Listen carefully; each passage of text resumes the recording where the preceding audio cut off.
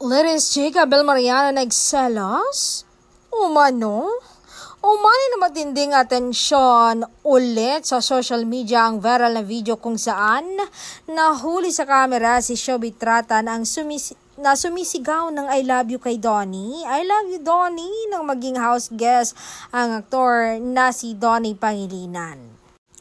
Sa naturang clip, kapansin-pansin ang hindi mapigilang kilig ni Showbiz habang ipinapahayag ang kanyang paghanga sa aktor na inilarawan pa bilang kanyang ideal type na tall, dark, and handsome o TDH. Ayon sa ilang netizen, tila hindi umano napansin si Showbiz na malapit lamang si Donnie sa kanyang kinaroroonan dahilan upang mas maging kapansin-pansin ang kanyang reaksyon. Samantala, usap-usapan din online ang umunay reaction daw ni Belle na sinasabing nagselos raw sa naging asal ni Showbiz, parang hindi naman.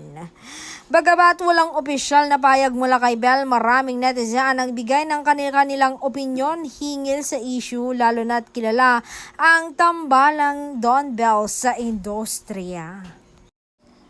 Sa ngayon, patuloy na pinag-uusapan ang naturang eksena lalo pang nagpasiklab sa interes ng publiko sa personal na buhay at ugnayan ng mga nasabing personalidad.